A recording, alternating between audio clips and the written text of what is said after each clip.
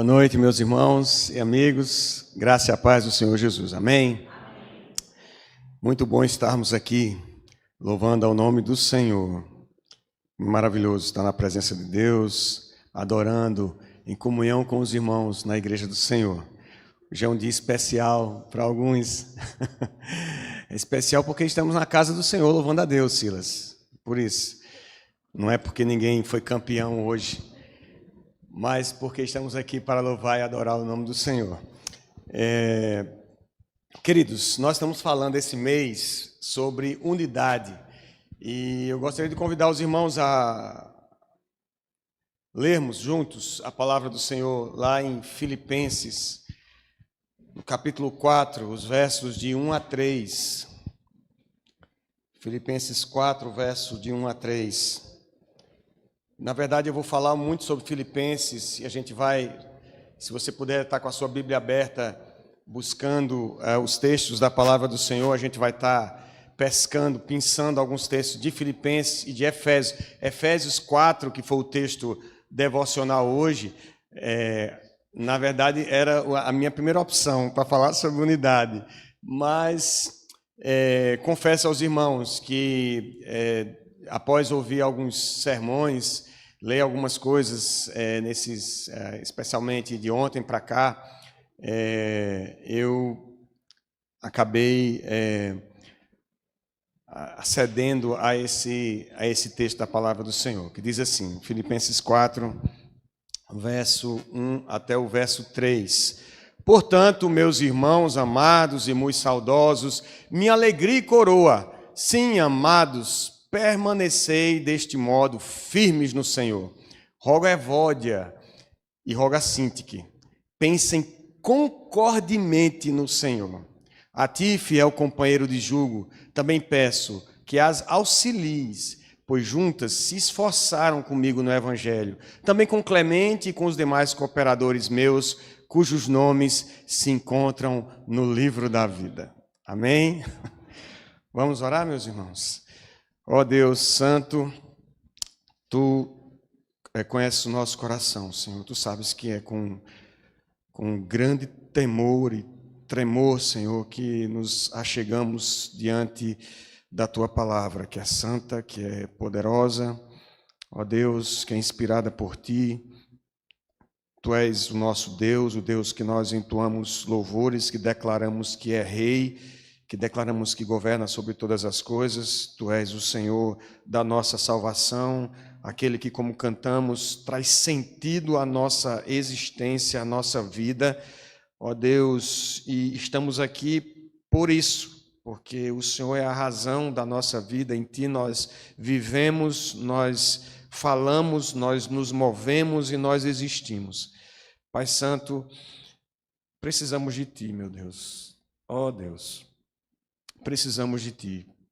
Somos pecadores diante de um Deus santo, santo, santo. E por meio de Cristo Jesus, com ousadia e grande temor, nos achegamos ao Senhor, rogando que o Senhor tenha compaixão de nós mais uma vez, Senhor, e que o Senhor, como desde o Éden tem feito, indo ao encontro do homem, da Tua criação, para ensinar, para orientar, para gravar a Tua palavra em nossos corações, te pedimos que o Senhor faça mais uma vez nessa noite, e que o Senhor traga, ó Deus, o Senhor traga humilhação ao nosso coração orgulhoso, que o Senhor nos traga perdão, o Senhor nos traga entendimento, agora que consideramos a Tua palavra, Senhor, opera todo o propósito que o Senhor estabeleceu para esse momento, porque estamos diante do Teu povo,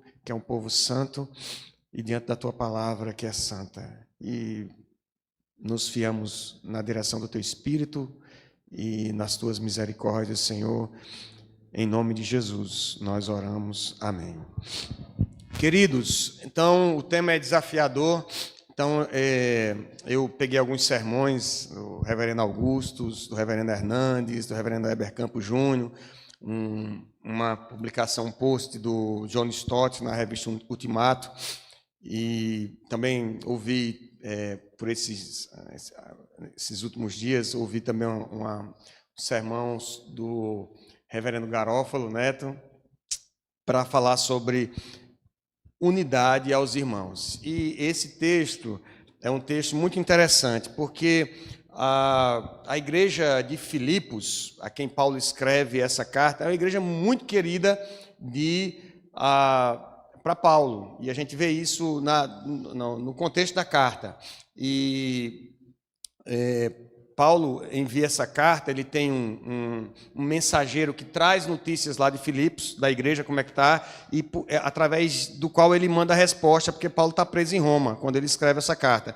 Então ele manda, através de Epafrodito, possivelmente um dos líderes da igreja, alguém lá de confiança, em quem ele encaminha uma carta que fala sobre viver em paz, sobre tratar de ansiedade e sobre viver em união. E era uma igreja, como eu falei para os irmãos, uma igreja muito querida. Diferente, por exemplo, é uma carta que vai falar muito sobre essa alegria que Paulo tem a respeito dos irmãos e de estar em contato com os irmãos.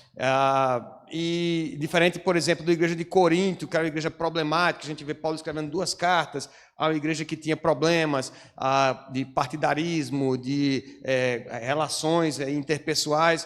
A igreja de Filipos não parece isso. Pelo começo do texto que nós lemos, Paulo chama essa igreja veja com uma forma carinhosa como ele se dirige a ela. Ele diz assim: portanto, meus irmãos, amados e muito saudosos, minha alegria e coroa. Sim, amados. Então, ele chama esses irmãos de coroa. A palavra aqui no original, traduzida no latim, é Stéphanos, que é aquela coroa que os atletas do mundo antigo, eles recebiam quando ganhavam as provas, né?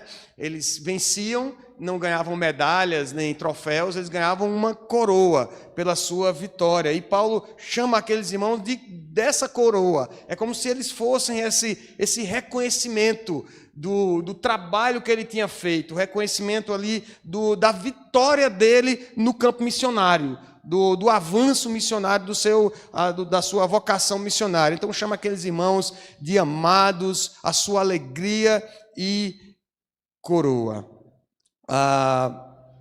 Ainda no início da carta, ele vai falar que tem boa lembrança desses irmãos. Em Filipenses capítulo 1, o verso 3, Filipenses 1, verso 3, ele vai falar dessa lembrança. Dou graças ao meu Deus por tudo que recordo de vós, fazendo sempre com alegria súplicas por todos vós em minhas orações, pela cooperação no Evangelho, desde o primeiro dia até agora. No capítulo 4 que nós lemos, verso 10 e no verso 15, ele diz assim: alegrei-me sobremaneira no Senhor, porque agora, uma vez mais, renovastes a meu favor o vosso cuidado, o qual já tinhais antes, mas vos faltava oportunidade. E no verso 15, ele diz: e sabeis também vós, ó Filipenses, que no início do Evangelho, quando parti da Macedônia, nenhuma igreja se associou comigo no tocante a dar e receber, senão unicamente vós outros. Era uma igreja parceira no ministério do apóstolo Paulo. O apóstolo Paulo ia, esses irmãos faziam questão de cooperar com o ministério, quer seja ajudando financeiramente, nas suas orações, enviando pessoas para apoiar e auxiliar o apóstolo. Então é uma igreja muito querida. Mas mesmo uma igreja que parece que tudo vai bem, uma igreja que é sinônimo de alegria, uma igreja viva como é Filipos, uma igreja que investe em missões, ela precisa ser exortada sobre unidade. E a gente vai ver isso em toda a carta. Essa é uma temática recorrente na carta àquela igreja de Filipenses. Então,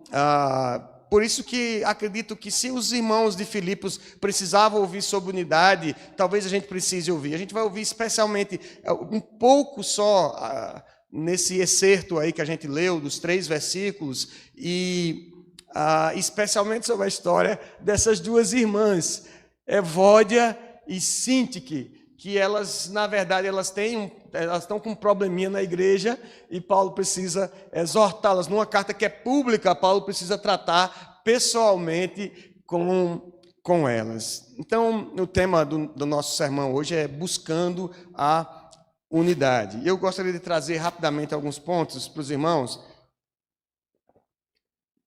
Ai, glória a Deus, para refletirmos sobre esse buscar a unidade. O primeiro deles, meus irmãos, e que a gente pode enxergar ou inferir do contexto da carta, é um problema que os filipenses viviam, a igreja de Filipos vivia, e que nós, hoje, talvez muito mais vivemos, que é o problema do individualismo. No comecinho da carta, uma das primeiras vezes que o apóstolo vai falar sobre a questão, ou trazer o tema da unidade, ele vai falar dos versículos 12 a 18 o seguinte: quero ainda, irmãos, cientificar-vos de que as coisas que me aconteceram têm antes contribuído para o progresso do Evangelho, de maneira que as minhas cadeias em Cristo se tornaram conhecidas de toda a guarda pretoriana e de todos os demais. E a maioria dos irmãos, estimulados no Senhor por minhas algemas, ousam falar com mais desassombro a palavra de Deus.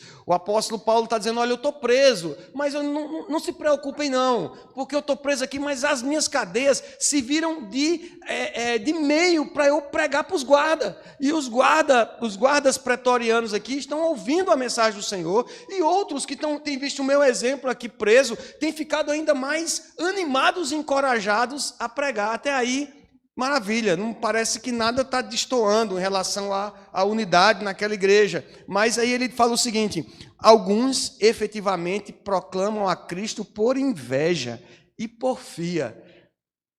Outros, porém, o fazem de boa vontade. Estes por amor, sabendo que estou incumbido da defesa do Evangelho. Aqueles, contudo, pregam a Cristo por discórdia, insinceramente, julgando suscitar tribulação às minhas cadeias.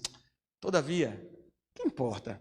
Uma vez que Cristo de qualquer modo está sendo pregado, quer por pretexto, quer por verdade, também com isto me regozijo, sim, sempre me regozijarei. E essa parte aí começa a ficar estranho, a carta, porque Paulo agora começa a dizer: olha, está aqui, estou preso, tem irmãos que estão sendo encorajados, estou pregando para os guardas aqui na minha prisão, mas algumas pessoas estão pregando de uma forma para me atingir, estão pregando por inveja, por porfia, por fofoca, para me atingir, para talvez me deixar triste, pregando a Cristo por razões erradas. E Paulo dá uma grande lição aqui, porque Paulo, pelo exemplo que nós temos de outras cartas, da própria carta aos Filipenses, é um apóstolo extremamente zeloso pela pregação do Evangelho. Ele é, de fato, crítico em relação à pregação de Cristo, para que não se pregue de forma enganosa. Ele é zeloso pela motivação também. Mas ele, vendo essa realidade que algumas pessoas queriam feri-lo, ele se anula para que Cristo seja exaltado. Que importa? Não é como se ele se desmerecesse a pregação, mas se eles querem atingir a Paulo ele deixa o orgulho de lado e diz assim: o que importa é que Cristo seja proclamado. E se ele é proclamado, ainda que Paulo tenha suas discordâncias pessoais da forma como eles estão pregando, da intenção deles, mas se Cristo é anunciado, o que importa? Então, o próprio apóstolo aqui dá uma grande lição em relação a esses, talvez, que queriam causar algum tipo de discórdia na igreja, da forma como estavam pregando para atingir o apóstolo. Ele coloca o orgulho de lado. Ele coloca o seu individualismo de lado, de fazer do jeito que ele acha que devia fazer. Os dons, meus irmãos, são um grande exemplo de que não há espaço para individualismo no corpo de Cristo. Nós lemos o texto de Efésios, capítulo 4, em que o Senhor ele concede dons, mas o dom é uma coisa boa que Deus lhe dá, que Deus concede a você, mas não concede para você. Ele concede para que você sirva o irmão, para que você sirva o reino, para que você sirva a igreja. É uma bênção que você recebe para abençoar os outros, para servir ao outro. Foi isso que nós lemos na leitura devocional de Efésios, capítulo 4, verso 11 em diante. Ele concedeu uns para apóstolos, profetas, pastores, para evangelistas e outros para pastores e mestres, com vistas ao aperfeiçoamento dos santos, para o desempenho do seu serviço, para a edificação do corpo de Cristo, até que todos cheguemos à unidade da fé e do pleno conhecimento do Filho de Deus, a perfeita varonilidade, à medida da estatura da plenitude de Cristo. Não há espaço para individualismo na igreja. E isso é uma das coisas que nos une. É porque até aquilo que você faz melhor, você faz para a glória do Senhor e serviço na casa do Senhor, para que haja edificação. Então você toca o instrumento, você toca a guitarra, mesmo sem ouvi-la, mas você faz o seu melhor para a glória do Senhor e para que haja serviço, que os irmãos possam aqui adorar na presença do Senhor. E você está no som lá, catucando, tentando. Teve uma hora que Timóteo não tinha mais o que fazer, e eu olhei de lado, ele estava assim na mesa. E se Deus concedeu o dom para ele, o talento para trabalhar na área técnica, ele faz não para ser reconhecido como o melhor técnico, ou aquele que consegue fazer a melhor equalização. Ele faz para a glória do Senhor e serviço na casa do Senhor. Porque não há espaço aqui para individualismo. O eu fazer do meu jeito, porque eu gosto ou eu acho que deva ser assim. Um outro exemplo é o exemplo da nossa santificação, que nós todos estamos correndo nela. O nosso processo de santificação. A santificação, por mais que a gente aqui fale, que os irmãos têm que buscar a palavra do Senhor, fechar da porta do quarto, buscar a Deus em oração, a santificação é algo que acontece primordialmente, comunitariamente, e não individualmente.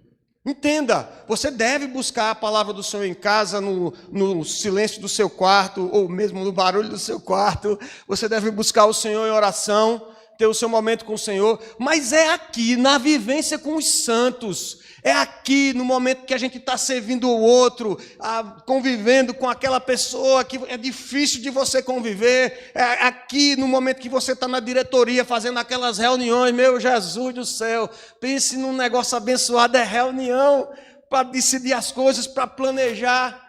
É na hora do acampamento, é na hora do coral, é na hora do trabalho infantil com as crianças, de lidar com o outro, lidar com aquele que é diferente de você. É nessa hora que a santificação, ela trabalha em você o aperfeiçoamento da santidade do seu caráter.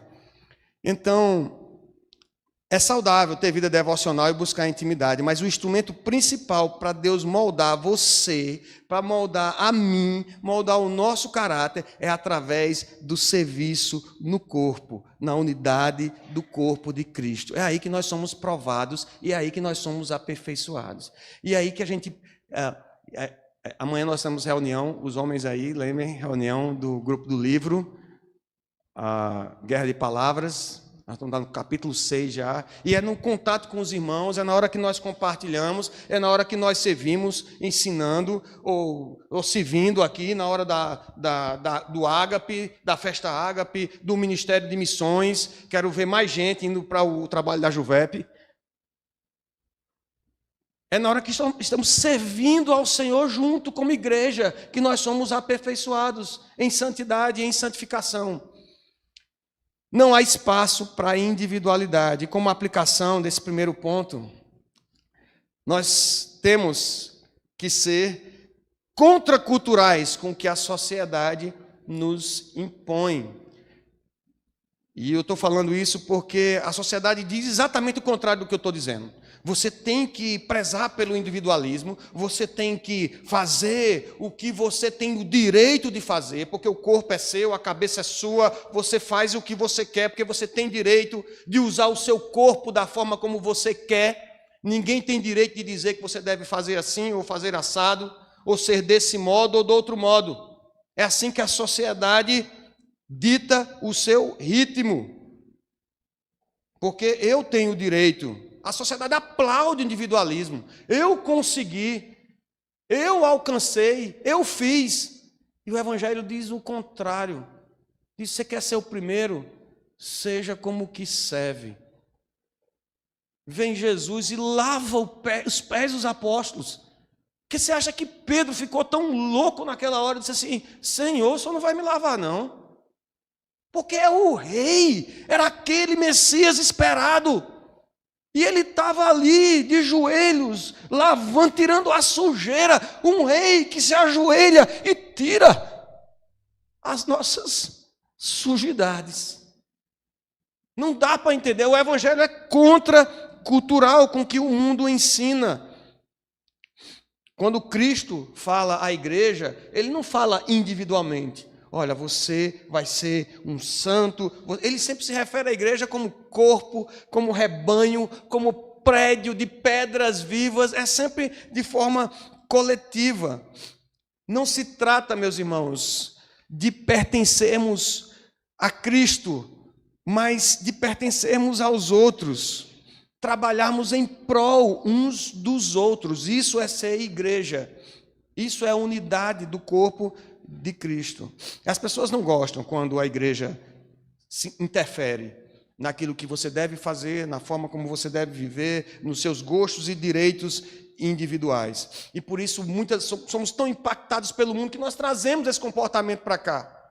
Nós trazemos da forma como nós nos relacionamos em nossos ministérios, essa influência negativa.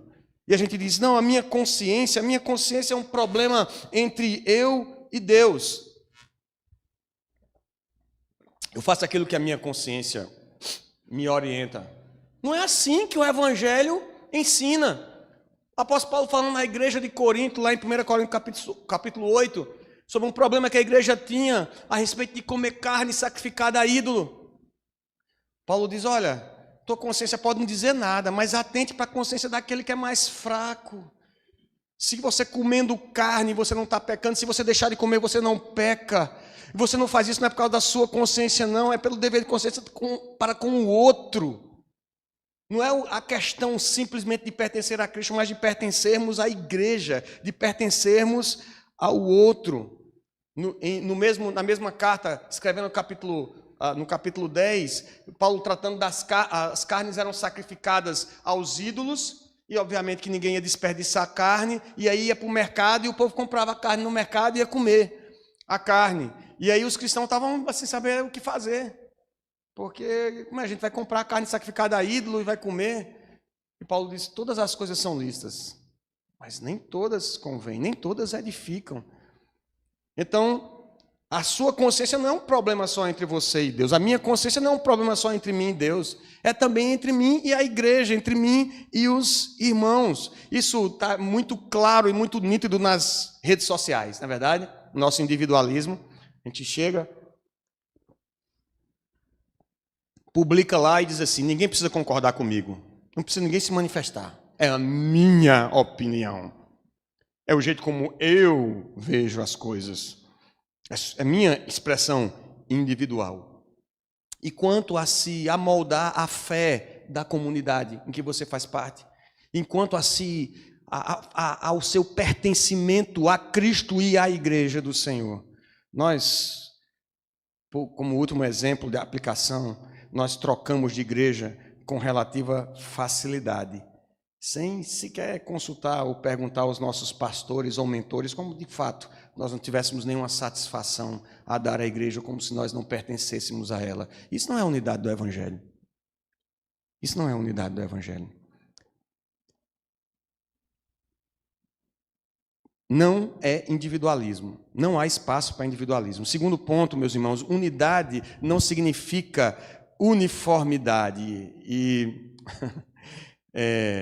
ainda Efésios, capítulo 3, verso 8 e 10, se você tiver com a sua Bíblia aberta aí, eu vou citar aqui, também 1 Pedro 4, 10, o apóstolo Pedro, ele escreve dizendo assim que através da igreja, Deus manifesta a sua multiforme graça. Ele diz assim: servir uns aos outros, cada um conforme o dom que recebeu, como bons dispenseiros da multiforme graça de Deus. Paulo, escrevendo aos Efésios, capítulo 3, verso 8 a 10, ele diz que através da igreja, essa multiforme graça é conhecida, para que pela igreja a multiforme graça de Deus se torne conhecida de principados e potestades. Veja, é multiforme graça, não é uniforme graça, não é uniforme sabedoria, é multiforme, porque é isso que nós somos. A palavra no original, ela era usada para as coxas de retalho que se fazia, cada um pedaço de uma diferente, e a igreja do Senhor é isso mesmo, esse monte de gente diferente. Deus mostra a grandeza do seu poder, da sua graça, a sublimidade da sua misericórdia, juntando esse monte de gente diferente, que vem das mais diversas origens, classes sociais, gênero, etnia, e juntando num único povo que tem um único propósito de adorar a Deus acima de todas as coisas, de proclamar as virtudes daquele que nos resgatou do império das trevas para a sua maravilhosa luz. Isso é igreja. Mas não é uniformidade, é multiforme graça, é unidade. Romanos capítulo 16, e aí o pastor Garófalo tem uma pregação sobre esse texto. Quando ele leu o texto, eu disse: misericórdia, o que esse homem vai pregar? E Romanos 16 é um daqueles textos que a gente pergunta assim: rapaz, será que isso foi inspirado por Deus mesmo? Porque é Paulo se despedindo do povo lá de Romanos. Romanos 16 é o último capítulo de Romanos, e ele vai falando de Deus e o mundo que está lá na igreja. Ele diz: recomendo a nossa irmã Febe, que está servindo a igreja da Sencreia, saúda Priscila e Áquila, e vai falando, diz: rapaz, isso não pode ser inspirado. E aí o reverendo Garófalo, naquele jeito que ele tem de contar histórias, ele arranca daqui uma verdade muito especial. É que isso aqui é inspirado por Deus para nos mostrar exatamente essa diversidade que é na igreja. Nós não somos iguais. Eu não vou encontrar jamais outro Titiel, graças a Deus, outro Titiel para trabalhar na igreja. Sou eu, na minha casa somos 5 e somos 5 pessoas diferentes. E aqui na igreja somos, 100 e poucos membros da igreja, diferentes uns dos outros, cada um tem os seus problemas, tem as suas dificuldades, tem as suas limitações, tem os dons que Deus recebeu, e essa diversidade é que nos faz ser um em Cristo Jesus, porque é pela graça do Senhor que nós somos. Nós não criamos unidade, nós só perseveramos nela. A unidade é dada pelo Espírito Santo de Deus nas nossas vidas. A igreja não é lugar dos meus projetos, mas o lugar onde atendo às necessidades dos outros. A igreja não é um lugar de mas eu vou realizar, é o meu projeto. Não, é um lugar de atender a necessidade dos outros. E por isso o apóstolo Paulo, em Filipenses, continuando o texto que nós lemos, Filipenses 4, ele diz que permanecei deste modo firmes no Senhor. Permanecei firmes no Senhor. E a igreja de Filipenses, apesar de trazer toda essa alegria para o apóstolo, era a igreja que vivia problemas de heresia, de desarmonia. E Paulo está dizendo: permaneçam firmes. A palavra aqui é uma palavra militar, é a palavra que na hora do combate se alinhavam os soldados e se dava a ordem para que eles ficassem firmes. Não sei se alguém aqui já fez. Vivano deve conhecer Ordem Unida, e tem uma hora que a gente faz a Ordem Unida e ordena cobrir, aí você cobre, faz firme, aí você dá a batida na perna. E essa ordem que se dá ao exército, firme, para se manter firme, o exército inimigo está vindo à frente, mas você não sai da sua posição no combate. E o apóstolo está usando essa palavra para que a gente mantenha a nossa posição no combate, na unidade, no amor aos irmãos. Os problemas, queridos, que aparecem dessa diversidade que revela a multiforme graça de Deus, os problemas que aparecem, que advêm disso, não podem ser motivo para nós desanimarmos ou deixarmos o serviço de lado, deixarmos a nossa firmeza, abandonarmos a nossa posição. A igreja não deve abandonar a verdade. Veja, a igreja de Filipenses tinha problemas sim, meus irmãos. Filipenses capítulo 3, verso 2, o apóstolo Paulo escreve para aquela igreja dizendo: acautelai-vos dos cães, acautelai-vos dos maus obreiros, acautelai-vos da falsa incircuncisão. No versículo 19 ainda desse mesmo capítulo 3, diz a palavra do Senhor: o destino deles é a perdição, o Deus deles é o ventre, e a glória deles está na sua infâmia, visto que só se preocupam com as coisas terrenas, homens que só faziam o que queriam, entregues às paixões do mundo. E ainda partidarismo, versículo 4 do capítulo 2, o texto diz assim, a partir do versículo 3, nada façais por partidarismo ou vanglória, mas por humildade, considerando cada um os outros superiores a si mesmo. A gente vai voltar para esse versículo. Não tenha cada um em vista o que é propriamente seu, senão também cada qual o que é dos outros. É uma igreja com problemas, mas não era para se abandonar a posição, não era para desistir. E aqui cabe uma ressalva que foi feita tanto pelo reverendo Augustus, pregando sobre o texto de Efésios, quanto reverendo Heber Júnior, que a gente precisa distinguir erro de heresia, para a gente entender como funciona essa questão da unidade. E quando a gente fala de heresia, a gente fala de quando algumas verdades essenciais da nossa fé são afrontadas, quando elas são distorcidas, aquelas que têm a ver com a obra de Cristo, com o fato de Cristo ser o Filho de Deus, encarnado, que morreu de fato na cruz e ressuscitou no terceiro dia, está sentado à destra de Deus, e que através da sua morte expiatória, Ele nos purifica de todo pecado e nos concede a justificação de cada pecador, pela graça apenas, nada que se acrescente ou se adicione a isso, mas pela graça, por meio da fé, nós recebemos o Espírito Santo de Deus e a salvação nele. Essas são verdades que, por mais que a gente seja acusado de ser um povo dividido, o povo evangélico é muito dividido, é muita denominação. Se você pegar pentecostais, conservadores, reformados, todos vão crer nessas verdades que eu acabei de falar aqui. Talvez sejamos mais unidos do que pensemos. Agora, em algumas outras questões, que a gente pode chamar de erros ou equívocos, ou interpretações, essas a gente precisa ter tolerância e aprender a ser um com o outro, com o que é diferente, com o que enxerga diferente da gente, o que vota diferente da gente, com aquele que batiza diferente. Porque a igreja presbiteriana batiza por aspersão, eu acho que é certa aspersão. Os irmãos lá, os batistas, batiza por imersão. Então não tenho nada com ele, não. Tem sim. Lá no céu é que a gente vai saber quem está certo e quem está errado. Se são eles ou são nós, talvez nós dois estejamos certos. Quem sabe?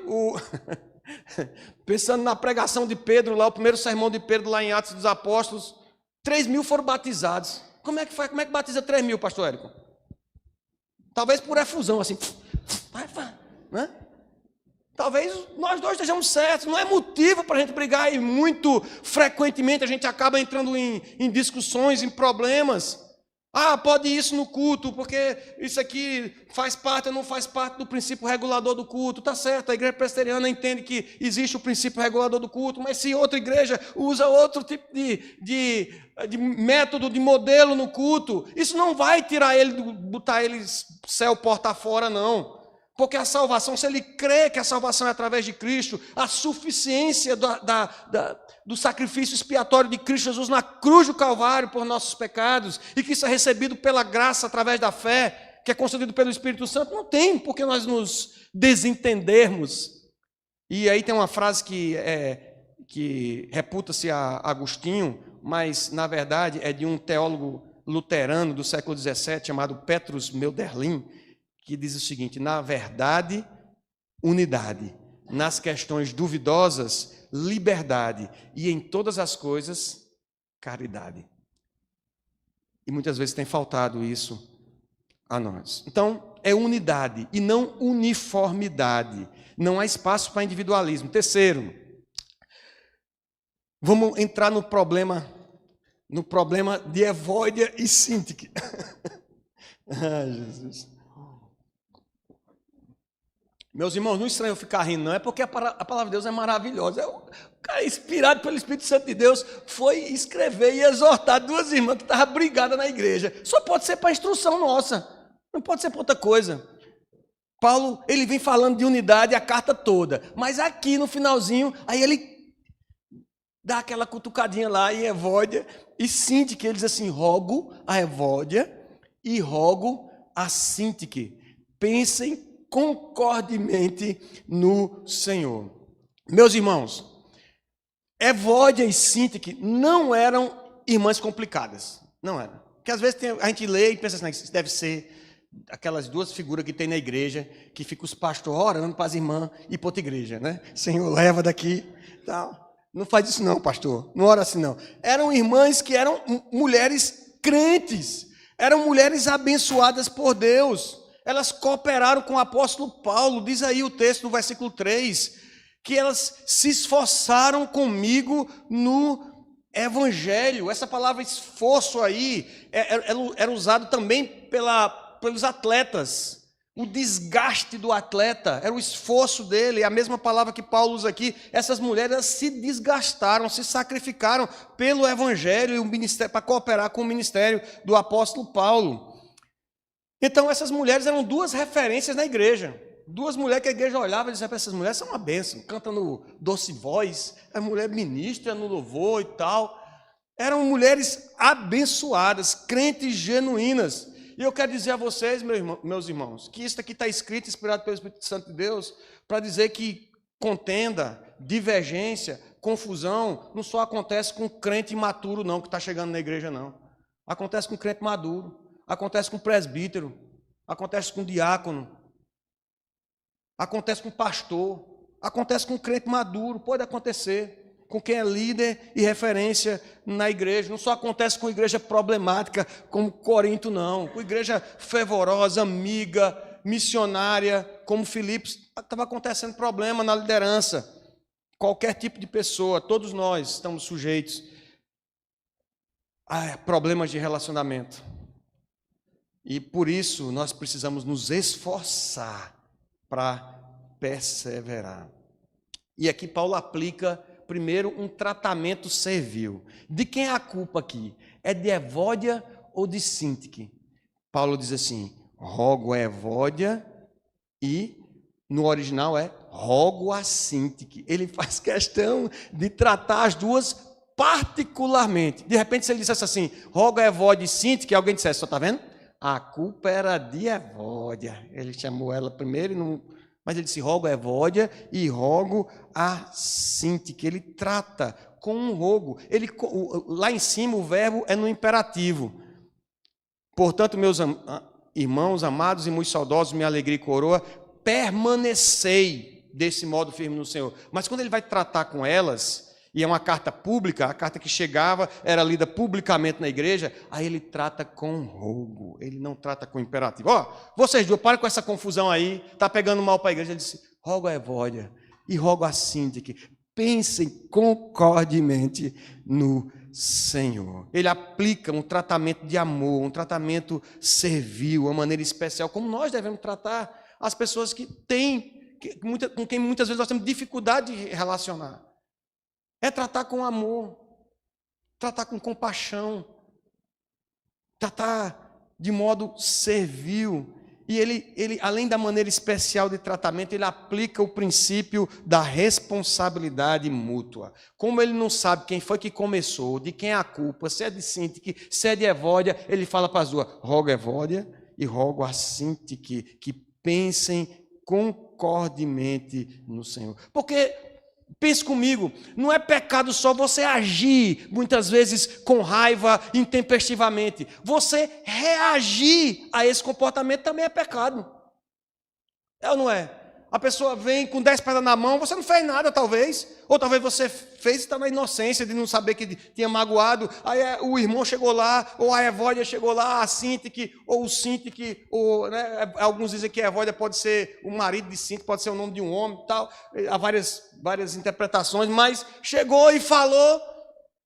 Aí você foi, se armou lá e também respondeu na mesma moeda. Porque você não fica por baixo, não. Você tem o seu direito, meu amigo. Quem é esse? Quem é que pensa que está falando comigo desse jeito?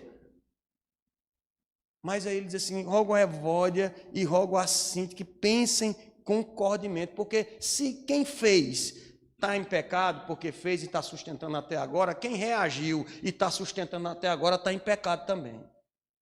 Os dois, relacionamento é assim, os dois são responsáveis pelo relacionamento. Na igreja, todos nós somos responsáveis pelos relacionamentos que temos. Todos, não é só o pastor, o presbítero, diácono, liderança, diretoria, todos nós somos responsáveis. É assim que Paulo ensina em todas as suas cartas. Ele vai falar para esposas e maridos, fala para os dois.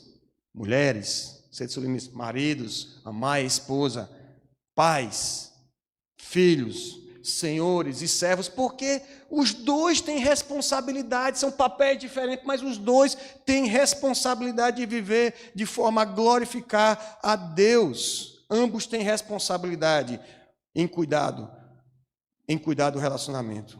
Agora, não é esse o modelo que nós passamos para os nossos filhos. E quando eu estava refletindo sobre isso, e ouvindo o pastor Heber também falando sobre isso, eu chorei, meus irmãos. Também chorar não é grande coisa, eu choro direto.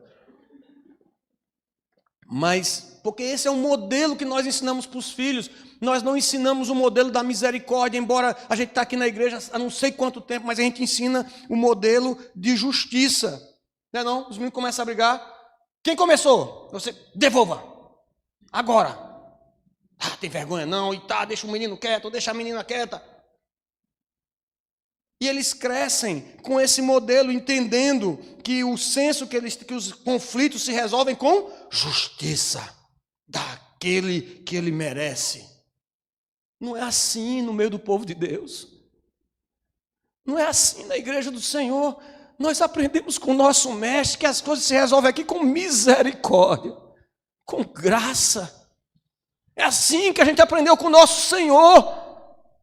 É que os conflitos daqueles que o ultrajaram são resolvidos com graça, com amor, com compaixão e com misericórdia. No corpo de Cristo, conflitos se resolvem com misericórdia. Ambos temos a responsabilidade de agir desse modo. Quarto, penúltimo ponto, meus irmãos. Nossa missão, nós temos uma missão como embaixadores da paz. Nós não criamos a unidade, nós apenas a perseveramos. Jesus Cristo ora lá em João 17 e intercede por nós. Ele diz, Pai Santo, guarda-os em teu nome, que me deste, para que eles sejam um, assim como nós. Efésios 4, que nós lemos no começo do culto, eles esforçando-vos diligentemente para preservar a unidade do Espírito. É o Espírito que faz a unidade, é o Espírito que concede essa bênção da unidade e da comunhão. Nós só lutamos para preservá-la. Mas como é que a gente faz isso? Nós somos essa multiformidade, esse monte de gente diferente, pensando diferente. É impossível, Paulo, a gente fazer isso. E Paulo, eu antecipei já aqui no capítulo 2 de Filipenses, ele dá a dica. Na verdade, ele exorta, ele ensina. Filipenses capítulo 2, verso 2 em diante, ele diz assim, completai a minha alegria, de modo que penseis a mesma coisa, tenhais o mesmo amor, sejais unidos de alma, tendo o mesmo sentimento. Nada façais por partidarismo ou vanglória, mas por humildade, considerando cada um os outros superiores a si mesmo. Não tenha cada um em vista o que é propriamente seu, senão também cada qual o que é dos outros. Meus irmãos, o mundo aprova o discurso da igualdade. Então, você diz assim, nós temos a mesma dignidade, somos iguais, ficar todo mundo satisfeito com isso. Mas o Evangelho vai além, e o mundo não suporta o discurso de dizer, você é inferior ao seu irmão. Eu sou inferior ao meu irmão. É assim que eu tenho que me comportar. E quando eu me comporto como servo, considerando o outro superior, eu estou refletindo a mentalidade de Cristo. E dessa forma eu colaboro com a unidade da igreja, com a unidade do corpo.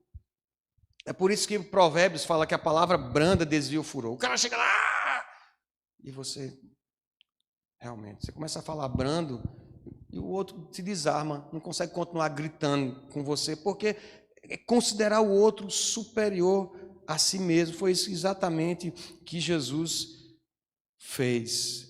Você não tem que ficar indignado quando você for ofendido. Eu estou indignado. Ele passou e nem falou comigo. Estou indignado. O pastor não lembrou do meu nome no momento de ação de graças. Estou indignado. Você não tem dignidade nenhuma, meu irmão, porque a sua dignidade é dada por Cristo Jesus. Ele é que é digno de toda a honra, de toda a glória e de todo louvor. Fizeram coisas piores com quem tinha dignidade. E ele calou. Ele calou a sua boca. Se curvar e se julgar servo do outro, se você fizer isso, você vai ver que os seus sentimentos, afinal, não vão ser tão afetados. Porque se eu sou servo e a outra está falando, está esperneando, você vai dizer, não, eu sou só um servo. Eu sou só um servo. Isso é muito estranho, meus irmãos. Até quando eu estava preparando, eu disse, meu Deus do céu, eu vou pregar isso. É muito estranho, porque nós somos treinados para o contrário, nós somos treinados para lutar pelos nossos direitos, para dizer que nós somos alguém, nós somos dignos. Mas o Salvador se dispôs a estar com pessoas que lhe ultrajaram. E quando ele ultrajado, ele não revidava com o traje. Quando maltratado, não fazia ameaças, mas entregava-se àquele que julga retamente. Sabe quem escreveu isso? Foi o apóstolo Pedro. Pedro. Que o brabão lá cortou a orelha de Malco, tal. Ele disse, não, ele não revidava com o traje. Ele entregava-se àquele que julga retamente. Nós e a voz de Cíntia, que precisamos aprender a pensar concordemente no Senhor. É no Senhor porque não é algo natural, não. Você não vai acordar pensando, não, mas agora sim, eu vou escutar o meu irmão, eu vou ouvi-lo. Não é natural, nós precisamos do auxílio sobrenatural do Senhor, do Espírito Santo de Deus. Calvino diz que qualquer combinação será inevitavelmente amaldiçoada, se afastada do Senhor. E, por outro lado, nada é tão desarticulado que não deva ser articulado em Cristo.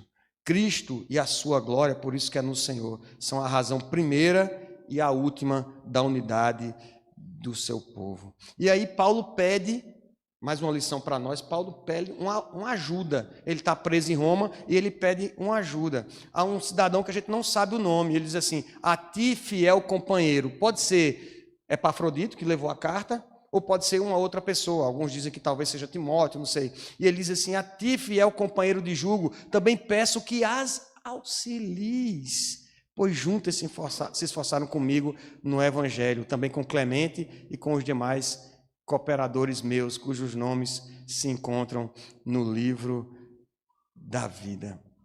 Nós precisamos exercer o nosso ministério de reconciliação, meus irmãos. Nós gostamos de 2 Coríntios capítulo 5, 17, que diz que em Cristo nós somos novas criaturas, né? Novas criaturas. Mas o versículo 18 seguinte diz que ele nos chamou para um ministério, para sermos embaixadores da reconciliação. Nós temos um ministério de reconciliador. E isso nos faz nos faz perseverar na unidade. Não posso estar unido a Cristo e em guerra com meu irmão. A desarmonia é contrária à natureza da igreja, porque nossos nomes estão todos lá escritos no livro da vida. Todos nós precisamos, então, sermos cooperadores dessa unidade. Na igreja do céu não há divisão, desarmonia. A igreja que somos aqui deve ser um retrato da igreja que vamos ser. Precisamos dos outros. Por isso que precisamos de igreja, meus irmãos. o Evode sente que não consegue resolver, irmão, dá uma ajuda lá, você auxilia elas, vai lá, senta com elas, conversa com elas. Por isso que nós temos que ser igreja do Senhor, não adianta ficar só em casa assistindo o culto, não. A gente precisa vir, a gente precisa conversar com o pastor, precisa conversar com a liderança dos jovens, precisa conversar com os presbíteros. Meu irmão, me ajuda, está difícil, não consigo trabalhar com o irmão, não dá para conviver com o irmão. E aí os irmãos juntos ali vão nesse esforço, cooperando para essa unidade. É precioso termos igreja de Cristo para nos ajudar a ser igreja de Cristo. Por fim, meus irmãos, último ponto, e eu tinha que terminar com ele, é sobre o exemplo de Cristo. Versículo 5 ao versículo 8 do capítulo 2, diz o texto de Filipenses. O texto de Filipenses diz assim: tende em vós o mesmo sentimento que houve também em Cristo Jesus, pois ele, subsistindo em forma de Deus, não julgou como usurpação o ser igual a Deus. Antes, a si mesmo se esvaziou, assumindo a forma de servo, tornando-se em semelhança de homens e reconhecido em figura humana. A si mesmo se humilhou, tornando-se obediente até a morte e morte de cruz. Queridos, nós vivemos como servos uns dos outros, servindo um ao outro, considerando o outro superior, por causa do exemplo de Cristo Jesus, do nosso Senhor. Jesus estava numa posição elevada como Deus, e ele não desceu para ser apenas um de nós, homem como outro homem que já seria se humilhar o suficiente, mas ele assumiu uma forma inferior, ele assumiu forma de servo, ele se humilhou. Talvez nós não estamos acostumados a pensar que Deus se rebaixaria para tratar das minhas sujeiras, dos meus problemas, dos meus pecados. Mesmo sendo Deus, ele deixou sua posição exaltada e se colocou na posição de servo para promover o corpo, para que através da igreja do Senhor, olhando para o exemplo dele, os principados e potestades conheçam a multiforme graça e sabedoria de Deus. Não é só uma questão de domínio próprio, mas é porque eu não consigo me dominar, eu não consigo ter mansidão. Talvez isso seja uma referência, talvez seja um indicativo de que você precisa tratar do seu orgulho diante do Senhor e diante dos irmãos. Evidências daquilo que está presente no nosso coração. É uma questão de ser como o nosso mestre é, como é o nosso Senhor, uma questão de glorificar a Deus como o nosso Criador, como o nosso Deus, como o nosso Senhor. Queridos, vamos orar. Precisamos suplicar a graça do Senhor, pedir que o Senhor nos ensine a depender uns dos outros, para que essa unidade aconteça. Nós precisamos orar, meus irmãos, para que o Senhor nos ajude, e os irmãos também, a nos esvaziarmos do nosso orgulho, nós acharmos que nós somos isso e somos aquilo, e de fato entendermos que nós não somos nada, somos apenas servos. Suplicar que o Senhor perdoe a nossa forma egocêntrica de viver, buscando os nossos interesses. Como nós cantamos aqui, se o nosso propósito de viver, nós só temos propósito de viver quando Cristo vive em nós, então nós devemos viver para a glória dele, servindo aos irmãos, promovendo paz e unidade. Vamos orar, meus irmãos. Coloque sua vida diante do Senhor. E olhe se é isso que tem impedido você de servir a Deus na sua obra. Peça que o Senhor perdoe o seu pecado, que ele gere arrependimento. Se você não tem conseguido se relacionar com os irmãos, em nome de Jesus, peça que o Senhor trate do seu coração. Peça ajuda à igreja. Peça que o Senhor lhe conceda graça para que a gente possa, que o exemplo de Cristo Jesus possa nos deixar atordoados e humilhados. Senhor nosso Deus, nós te louvamos pela tua palavra, Senhor. Te louvamos por Evode e Sintique. Meu Senhor, essas duas servas do Deus vivo, cujos nomes estão escritos no livro da vida, como diz o apóstolo, mas que por algum motivo, Senhor, se desentenderam naquela igreja abençoada, aquela igreja alegre, aquela igreja missionária. Meu Deus, tem misericórdia de nós, Senhor.